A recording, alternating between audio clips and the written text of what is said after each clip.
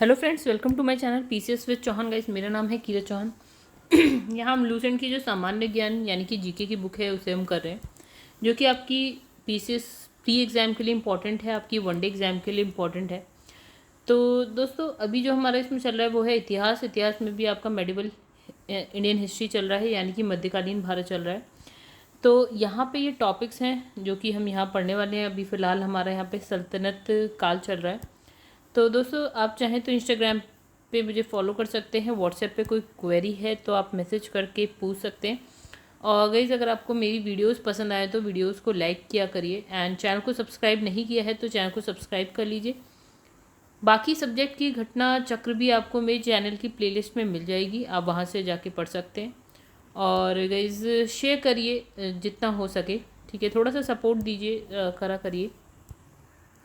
Guys, विषय सूची की अगर बात करें तो इतिहास हमारे यहाँ पे चल रहा है प्राचीन भारत, मध्यकालीन, आधुनिक भारत है। उसके बाद आपका विश्व इतिहास भी है यहाँ पे। भूगोल में दो आते हैं, एक आता है वर्ल्ड ज्योग्राफी, एक आता है आपका इंडियन ज्योग्राफी। उसके बाद हम भारतीय अर्थव्यवस्था, भारतीय संविधान की बात करेंगे।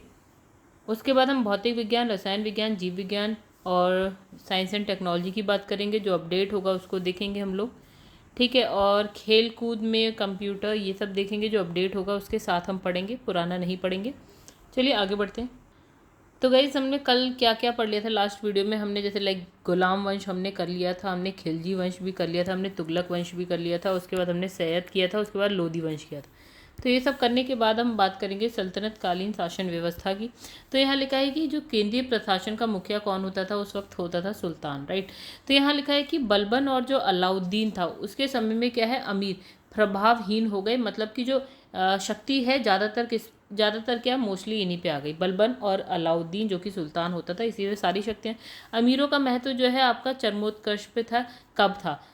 जब लोधी वंश चल रहा था तब। अमीर मतलब जो उनके इम्पॉर्टेंट आदमी होते थे या अधिकारी होते थे, आप ऐसा कह सकते हैं।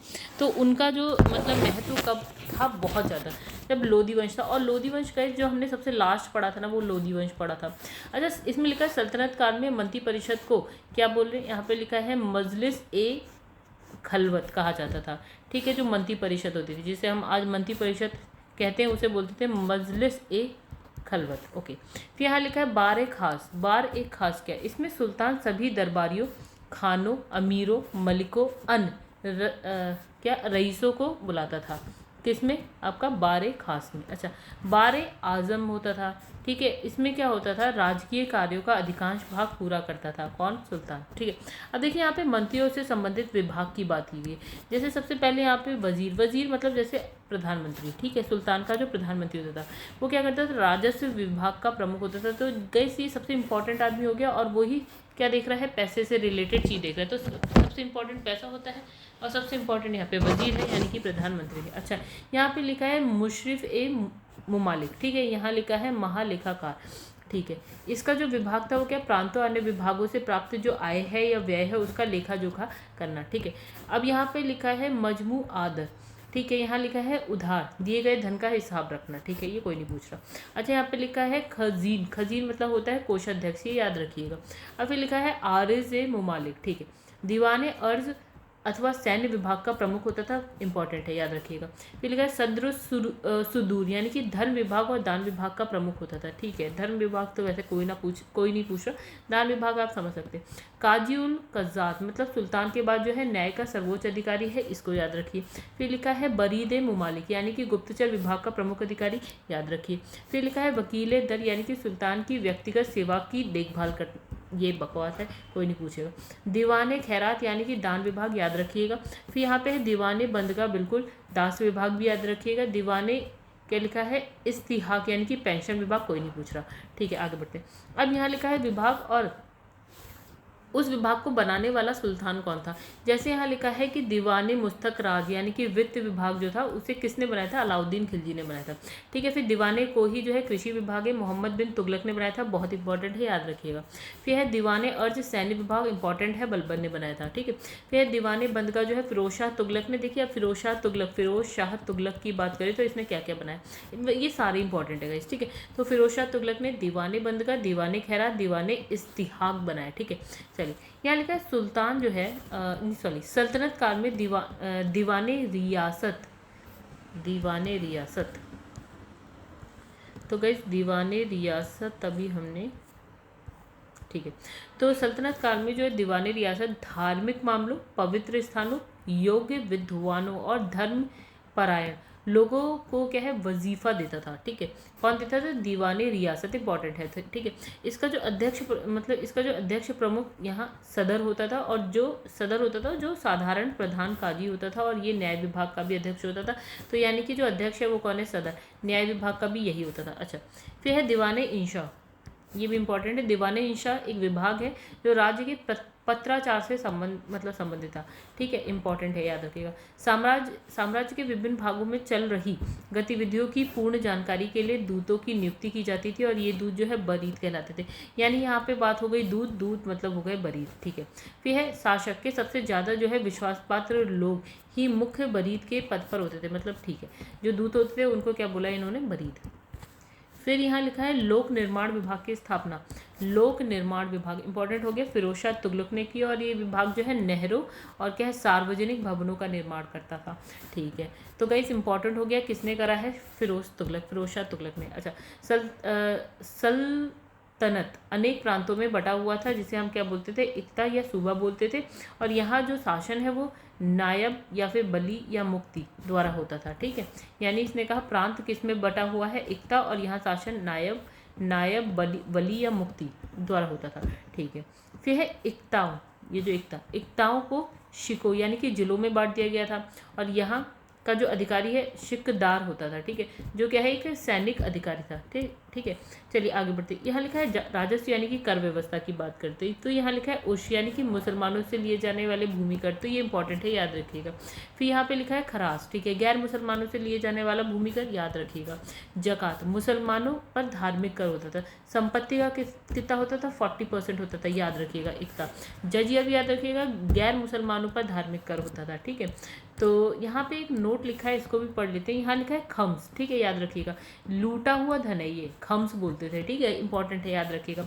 इसमें लिखा है कि खानों और भूमि में गड़े हुए खजानों से प्राप्त संपत्ति का जो 1/5 भाग जिस पर सुल्तान का अधिकार था। मतलब सपोज कि 100% मिला है आपको, उसमें 1/5 यानी 100/5 पे क्या है? सुल्तान का अधिकार है। और जो 4/5 है वो सैनिकों और क्या है खजाने को प्राप्त करने वाला जो व्यक्ति है उसका अधिकार होता था। मतलब जिसने उस खजाने को ढूंढ लिया उसका अधिकार होता था। मतलब 1/5 जो है सुल्तान लेता था, और 4/5 जो उसे लाया है, ठीक है, चाहे सैनिक हो चाहे कोई आदमी हो, ठीक है। परंतु अब यहाँ पे क्या हो गया ना, जब फिरोज शाह तुगलक की बात करेगा तो इसने कहा फिरोज शाह तुगलक को छोड़कर जितने भी शासक थे उन्होंने क्या किया कि 4/5 हिस्सा जो है खुद ले लिया।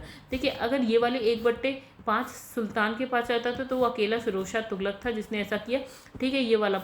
लेकिन अब क्या हुआ ना, इसको छोड़कर जो है ना 4/5 जो है सुल्तान लेने लगा, और 1/5 कौन लेने लगा? ये सैनिक या जो उसे लेके आए हैं, ठीक है। अब यहाँ लिखा है कि सुल्तान सिकंदर लोदी ने गड़े हुए खजानों में से कोई हिस्सा नहीं लिया। तो ये देखिए बात इंपॉर्टेंट हो गई, इसने कुछ लिया ही नहीं। किसने? सिकंदर लोदी ने। अच्छा, लोदी वंश में हमने पढ़ा था। अब इसमें लिखा है सिखों को परगनों में विभाजित किया गया। जो है सिख मतलब जो जिले हैं, जिले को हमने किस में विभाजित किया? परगना। मतलब हमने देखिएगा इस क्या देखा अभी तक हमने ये देखा इक्ता को विभाजित किया इसने सिखों में, सिखों यानी कि जिलों में, ठीक है। और जो जिले नहीं, सॉरी एक बार फिर से देखते। तो यहाँ लिखा है प्रांत को हमने बांटा है इक्ता में, इक्ता को बांटा है सिखों यानी कि जिलों में, और जिलों को हमने किस में बांटा है? यहाँ पे देखिए तो सिखों यानी कि जिलों को हमने परगना में बांट दिया। फिर इसमें लिखा है आमिल परगने का मुख्य अधिकारी होता था, और मुशरिफ लगान को निश्चित करने वाला अधिकारी होता था, ठीक है। तो आमिल जो ये आपका सिख है इसका अधिकारी होता था, या परगना है उसका अधिकारी होता था, और क्या है मुशरिफ क्या होता था? आपका लगान को निश्चित करने वाला आदमी होता था। अच्छा, एक शहर या 10 गांव के शासन की जो देख रेख है अमीर सदा करता था, ठीक है। आप कहते थे एक शहर में कितने गांव होते थे? 100 गांव होते थे। कौन देख रहे थे? अमीर सदा। अच्छा, प्रशासन की सबसे छोटी इकाई की बात करें तो हम हर जगह देखते हैं गांव होती है। अच्छा, तो इसका जो सबसे मतलब इसका जो सबसे इम्पोर्टेंट आदमी होता था या प्रभावशील होते थे, खुद बोलते थे छोटे जमींदार, और यहाँ पे मुकद्दम। तो गाइस ये दोनों याद रखेगा, छोटे जमींदार खुद होते थे, मुकद्दम यानी कि जो मुखिया होता था वो होता था। अच्छा, ग्राम का क्या है? एक पटवारी होता जाता था, ठीक है। तो यानी कि खुद याद रखिएगा, इसके लिए मुकद्दम याद है, पटवार याद है। अच्छा, इसने कहा, इसमें लिखा है कि सुल्तान की जो स्थायी सेना उसको क्या है, खास खेल नाम दिया गया, कोई नहीं पूछेगा। अच्छा, फिर मंगोल सेना के वर्गीकरण की दशमलव प्रणाली को सल्तनतकालीन सैन्य व्यवस्था के आधार बनाया गया। मतलब गाइस ये कहा गया कि एक थी मंगोल सेना, अब एक हो गई सल्तनतकालीन सेना। तो जो हमने दशमलव प्रणाली देखी थी वो हमने मंगोल सेना से देखी थी, ठीक है, मंगोल सेना में थी, जिसे ना सल्तनत काल के जो सुल्तान है उन्होंने अपना लिया, ठीक है। अब जो सल्तनत काल है ना उसमें बारूद की सहायता से जो है गोला फेंकने वाली मशीन को क्या है, मंगली अर्राद कहा जाता था, ठीक है। मतलब यहाँ पे वो गोला फेंकने वाली मशीन बना दी गई। अच्छा, अलाउद्दीन खिलजी ने जो है आपके क्या ख़त्म किया, एकता प्रथा ख़त्म करी, ठीक है। अच्छा, इसकी दोबारा देखिए, ख़त्म करने का काम अलाउद्दीन खिलजी कर रहा है और दोबारा स्टार्ट करने का काम कौन कर रहा है, फिरोज शाह तुगलक, ठीक है। फिर सल्तनत काल की अच्छी नस्ल के घोड़े जो है तुर्की, अरब, रूस से मंगाए जाते थे, और हाथी कहाँ से मंगाया जाता था, बंगाल से मंगाया जाता था, ठीक है।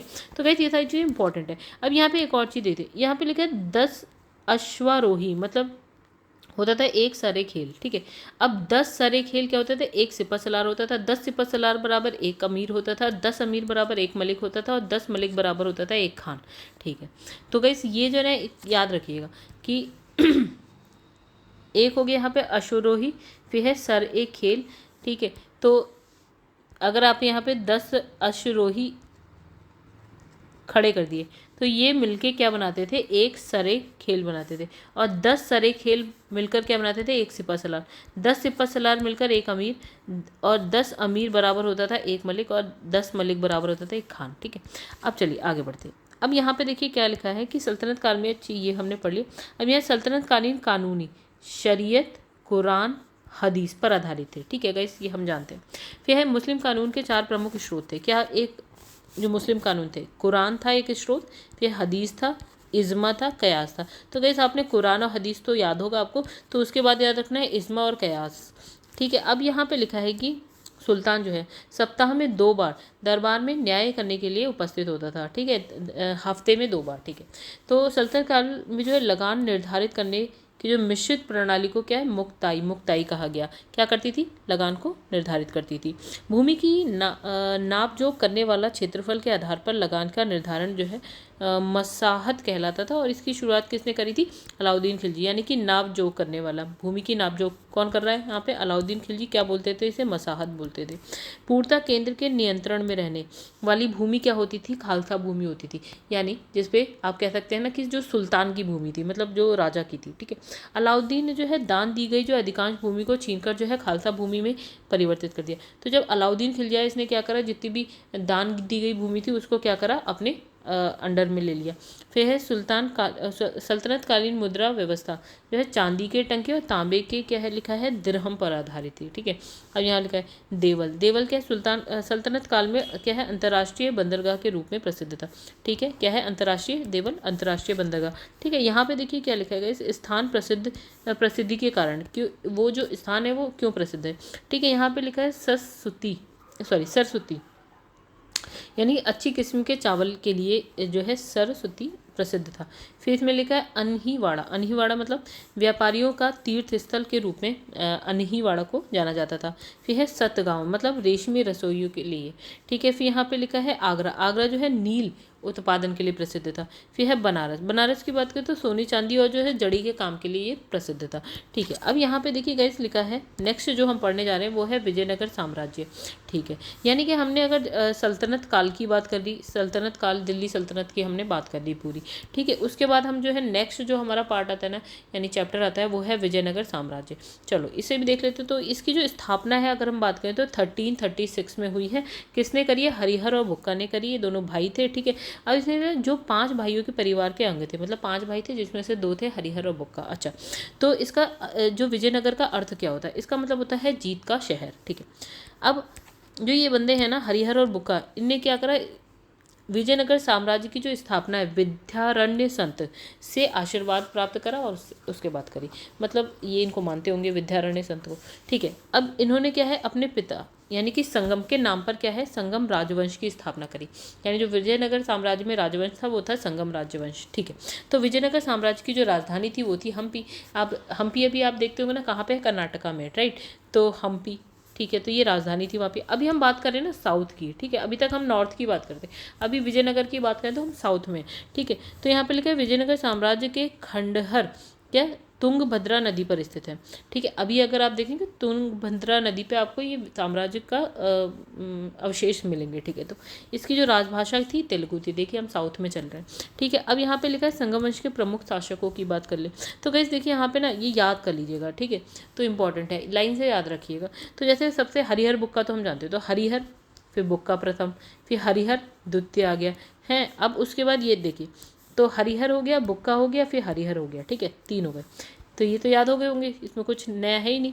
ठीक है, उसके बाद है देवराय, देवराय यानी कि देवराय प्रथम और द्वितीय। ठीक है, उसके बाद है मल्लिकार्जुन, फिर है विरूपाक्ष सेकंड। ठीक है, मल्लिकार्जुन विरूपाक्ष सेकंड। ठीक है, तो इतनी सी बात हो गई। तो गाइस इतना आपको याद हो सकता है, कोई बहुत बड़ी बात नहीं है। इनका ये भी याद करने की कोशिश करिएगा लाइन से। ठीक है, तो हरिहर बुक्का प्रथम, हरिहर द्वितीय, ठीक है, और देवराय प्रथम, देवराय द्वितीय, फिर है मल्लिकार्जुन और विरूपाक्ष सेकंड। चलिए अब आगे बढ़ते हैं। तो ये याद आप खुद से एक बार देख लीजिएगा, मैं क्या बताऊँ, मैं भी रीड ही करूँगी, आप भी रीड ही करेंगे। चलिए आगे बढ़ते हैं।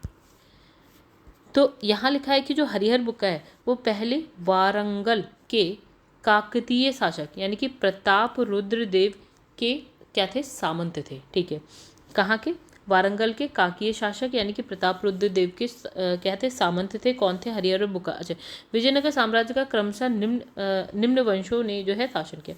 मतलब विजयनगर साम्राज्य पे सबसे पहले संगम वंश जो अभी हम देख रहे हैं हरिहर बुक्का वाला, फिर है सलु वंश आता है, उसके बाद है तुलु वंश आता है, फिर अराविडु वंश आता है। ठीक है, तो गाइस कौन कौन से हैं, संगम, सलु, तुलु और अराविडु वंश। ये लाइन से याद रखिएगा, चारों इंपॉर्टेंट है विजयनगर साम्राज्य के लिए। अच्छा, जो बुक्का प्रथम है, देखिए हरिहर पहला था, सेकंड नंबर पे था बुक्का प्रथम।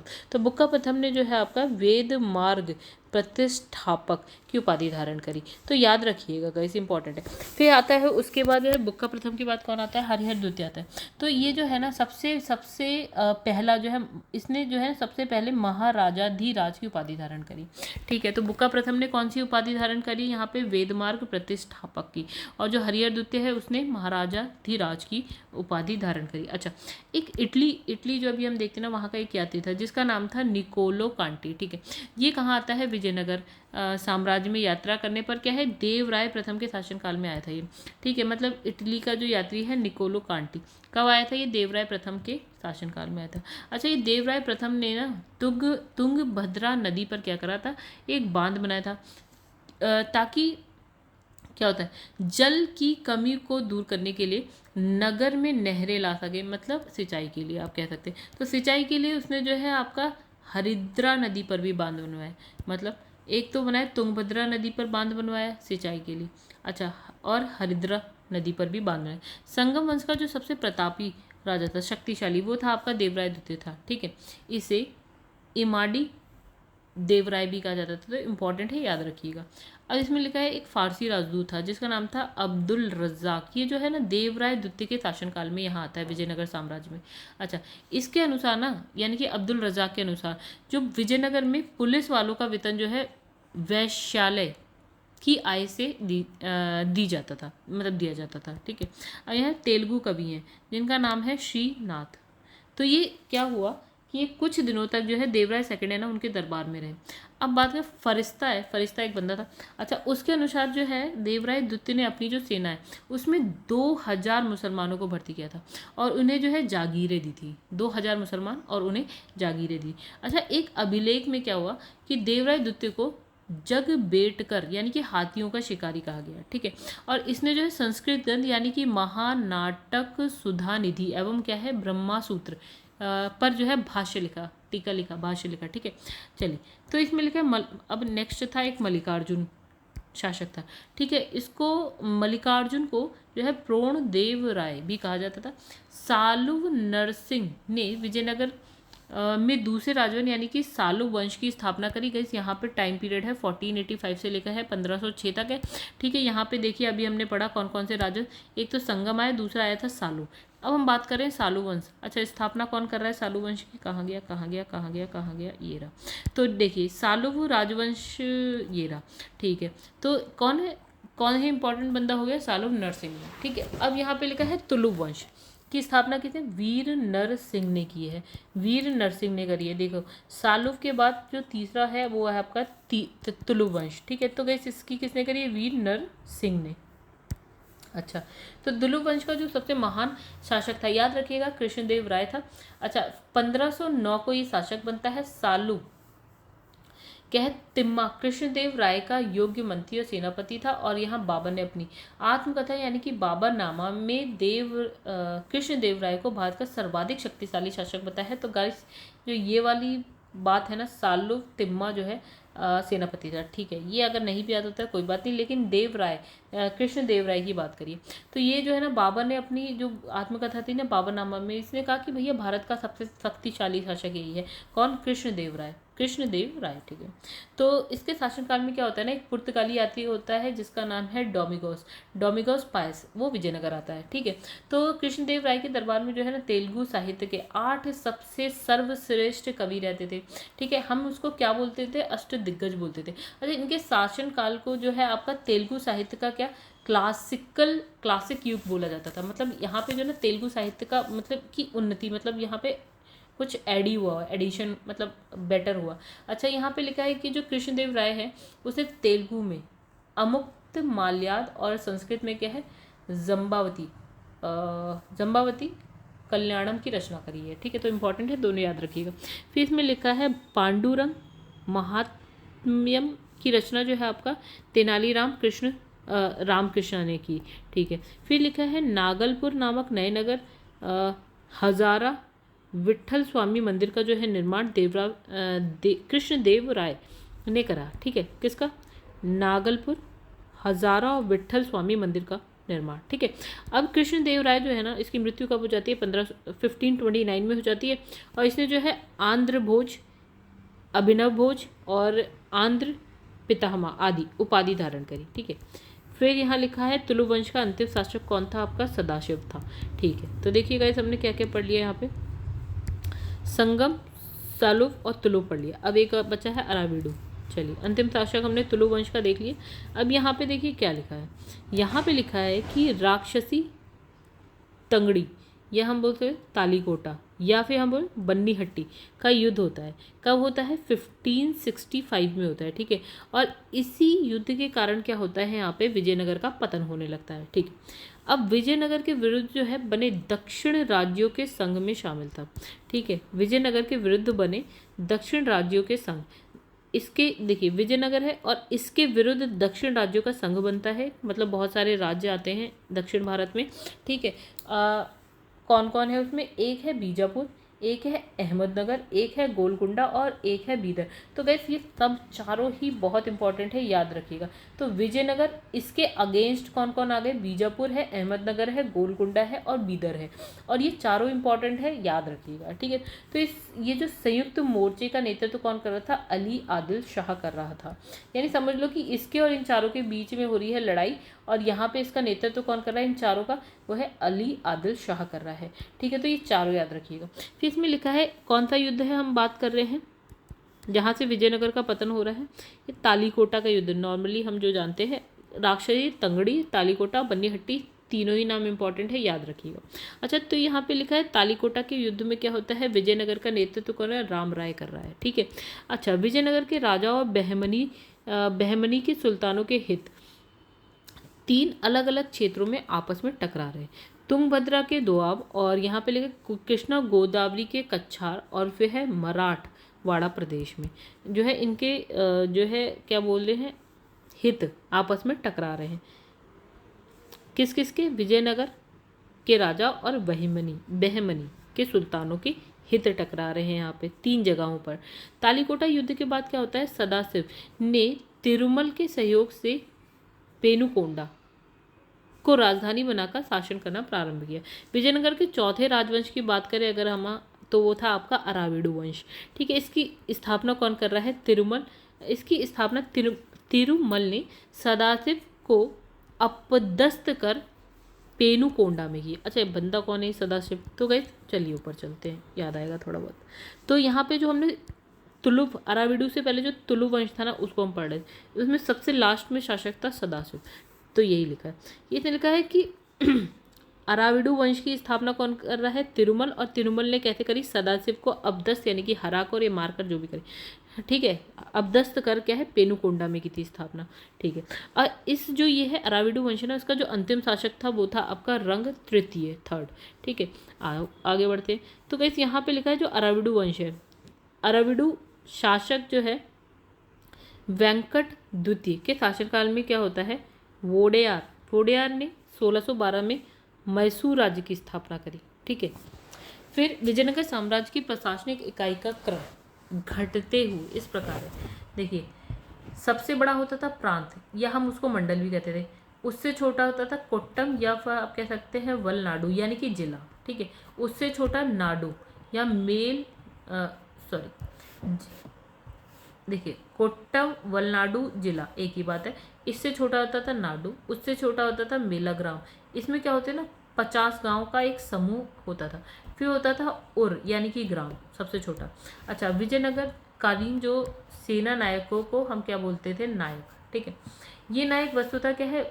भू सामंत थे। ठीक है, जिन्हें राजा वेतन के बदले अथवा उनकी अधीनस्थ सेना के रखरखाव के लिए विशेष भूखंड दे देता था, जो अमरम कहलाता था। ठीक है, फिर यहाँ लिखा है आयंगर व्यवस्था क्या थी? चलिए देखिए, क्या होता है कि प्रशासन को सुचारू रूप से चलाने के लिए प्रत्येक गांव को एक स्वतंत्र इकाई के रूप में संगठित किया गया था। ठीक है, तो इन गांव मतलब इन ग्रामीण इकाइयों पर शासन हेतु 12 प्रशासनिक अधिकारी की नियुक्ति की गई।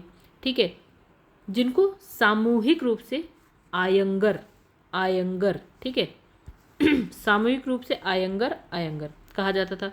अच्छा, ये अवैतनिक होते थे। ठीक है, वेतन नहीं लेते थे। इनकी सेवाओं के बदले सरकार जो है ना, इन्हें लगान मुक्त या हम कह सकते हैं कर मुक्त भूमि दे देती थी। ठीक है, मतलब भूमि दे देती थी, लगान कर नहीं लेती थी उस पर। ठीक है, इनका जो पद है वो क्या होता था? अनुवांशिक, मतलब पापा के बाद उसका बेटा बन जाएगा, उसी पद पे आ जाएगा, फिर उस बेटे का बेटा आ जाएगा, इस तरह से। तो वह इस पद को बेच या गिरवी रख सकता था। मतलब जिसके हाथ में ये पद है, जिस बंदे के पास, वो चाहे तो किसी और को बेच सकता था, गिरवी रख सकता था। अब इसमें लिखा है ग्राम स्तर की कोई भी संपत्ति इन अधिकारियों की इजाज़त के बगैर ना तो बेची जा सकती थी, ना दान दी जा सकती थी। मतलब इन बंदों से आपको पूछना पड़ेगा। ठीक है, अब यहाँ लिखा है विजयनगर आने वाले प्रमुख जो विदेशी यात्री हैं उनकी बात करिए। ठीक है, तो देखिए एक अभी हमने पढ़ा था निकोलो कोंटी, कहाँ का था? इटली का था। कब आया था? देवराय फर्स्ट के टाइम में आया था। ठीक है, फिर है आपका अब्दुल रज्जाक। ठीक है, फारस से आया था। कब आया था? देवराय द्वितीय के टाइम में आया था। फिर है नूनिज जो है पुर्तगाल से आया था। कब है? अच्युत राय के टाइम में आया था। फिर है डोमिंग पायस, ये कब आया था? कृष्णदेव राय के टाइम में आया था, ये भी पुर्तगाल से आया था। फिर है बारबोसा, ये भी कृष्णदेव राय के टाइम में आया है, पुर्तगाल से आया है। अब यहाँ पे लिखा है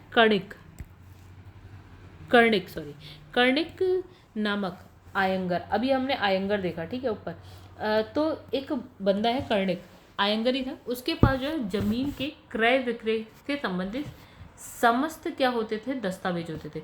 अच्छा, विजयनगर साम्राज्य की आय का सबसे बड़ा स्रोत क्या था? हमारा लगान था। अच्छा, भू राजस्व की दर 1/6 भाग था उपज का। ठीक है, देखिए यहाँ पे क्या है, विवाह कर रहे हैं तो कर वर वधु दोनों से लिया जाता था। विवाह करने पे जो कर लिया जा रहा है, लड़का भी दे रहा है, लड़की भी दे रही है। ठीक है, विधवा से विवाह करने वाले इस कर से मुक्त होते हैं। मतलब अगर कोई आदमी जो है विधवा से विवाह कर रहा है तो ये कर नहीं देगा।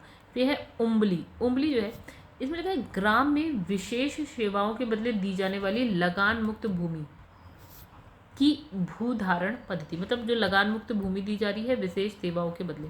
अच्छा, फिर लिखा है रत ओढ़गे। ठीक है, युद्ध में शौर्य का प्रदर्शन करने वाले मृत लोगों के परिवार को दी जाने वाली भूमि है, जो मर गए युद्ध करते करते। फिर है, और जो अच्छा अच्छी तरह से युद्ध करके मरे उनको।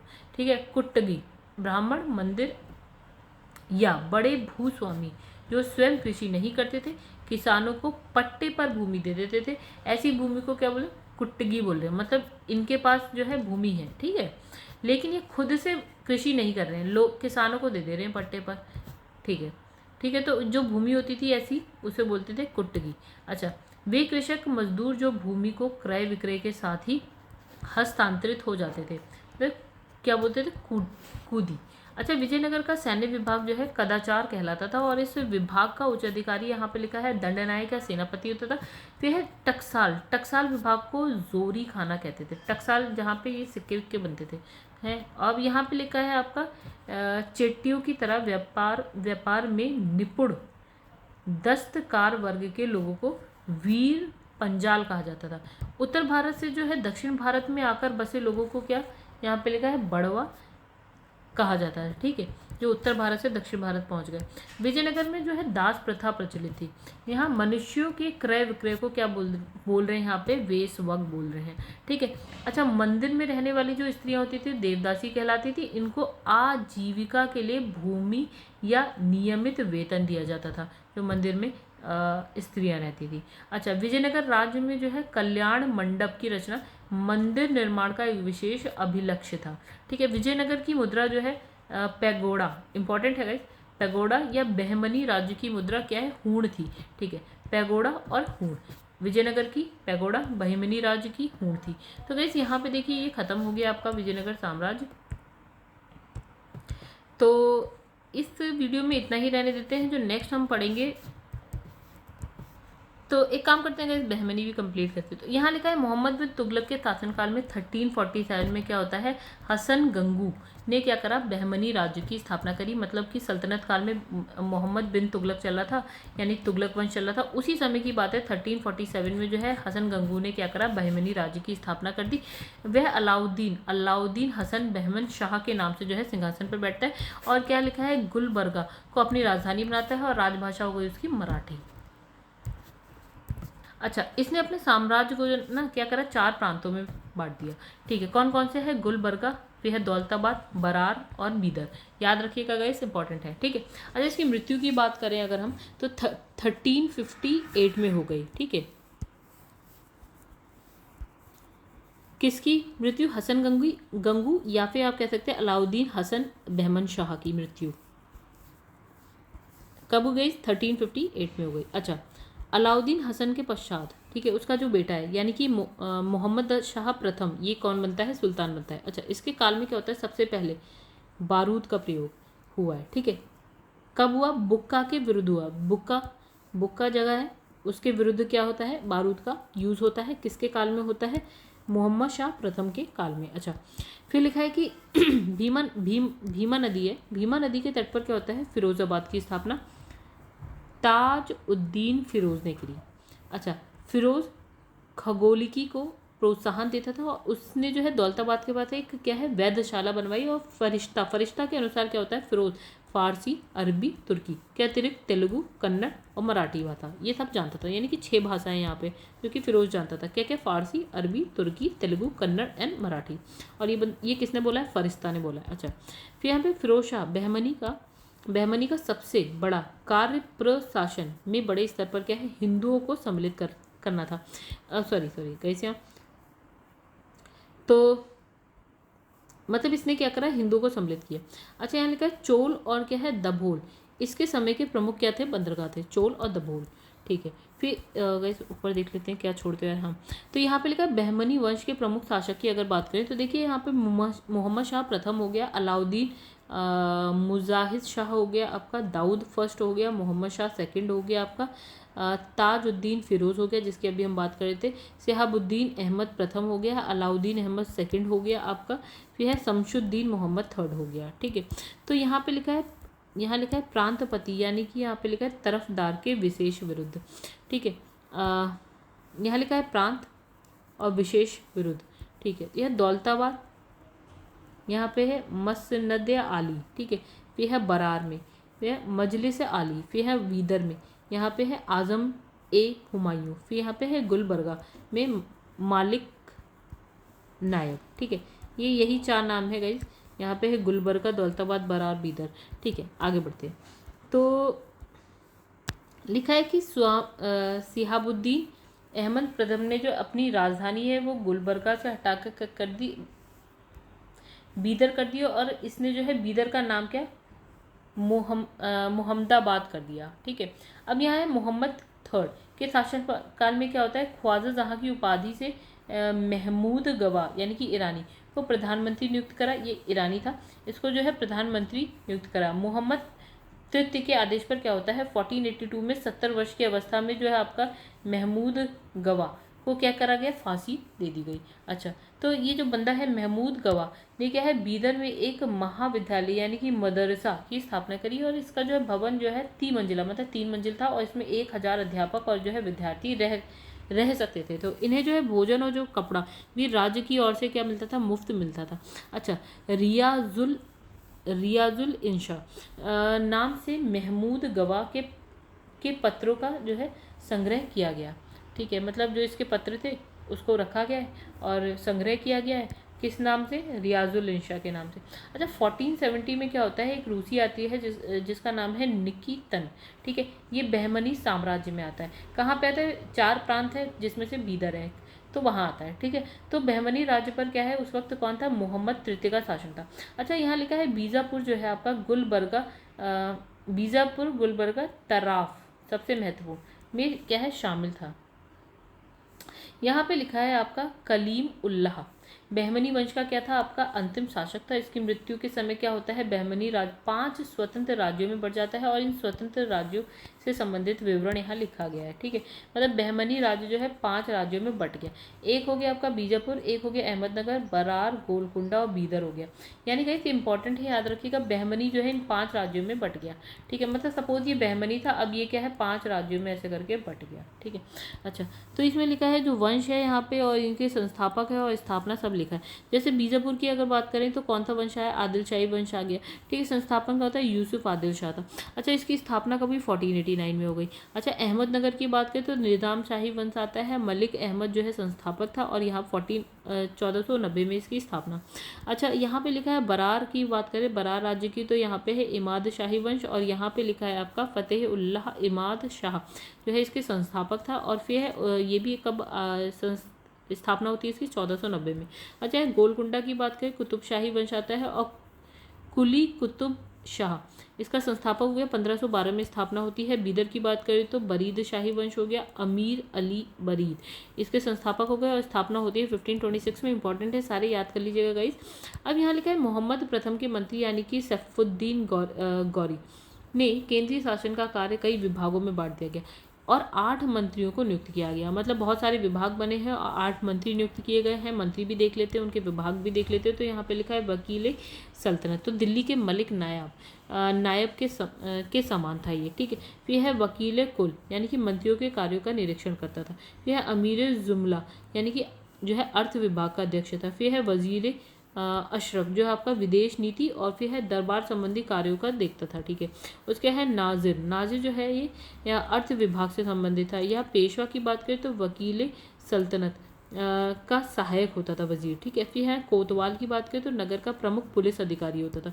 ठीक है, फिर है सदरे जहाँ की बात करें तो न्याय विभाग, धर्म और दान विभाग का अध्यक्ष होता था। ठीक है, अब यहाँ लिखा है कि सुल्तान के महल और दरबार की सुरक्षा के लिए विशेष अंग रक्षक सैनिक दल था, जिसे क्या बोलते थे, साख ए खेल कहा जाता था। ठीक है, अब इसी जो है 4 भागों या फिर आप बोल सकते हैं नौबत में बटा हुआ था, जिसमें जो है मुख्य अधिकारी क्या है, सर ए नौबत होता था मुख्य अधिकारी। तो गाइस बस अभी के लिए इतना, बहमनी भी हमने पढ़ लिया। जो नेक्स्ट है वो है आपका स्वतंत्र प्रांतीय राज्य। ठीक है, तो गाइस अभी जो है ना इतना ही करते, और तो अगर गाइस आपको वीडियो पसंद आए तो वीडियो को लाइक कर दीजिएगा, और चैनल को सब्सक्राइब करिएगा और शेयर करिएगा। और जितने भी हमारे पास सब्जेक्ट है ना उसकी अगर आप घटना चक्र पढ़ना चाहते हैं तो चैनल को सब्सक्राइब करिए, चैनल की प्लेलिस्ट में जाइए, वहाँ पे आपको सारे सब्जेक्ट की जो घटना चक्र है मिल जाएगी। और कोई भी सजेशन है आपकी तरफ से तो प्लीज़ कमेंट करके ज़रूर बताइएगा, फीडबैक ज़रूर दीजिएगा। चलिए इस वीडियो को यहीं पे एंड करते हैं, नेक्स्ट वीडियो में मिलेंगे स्वतंत्र प्रांतीय राज्यों के साथ।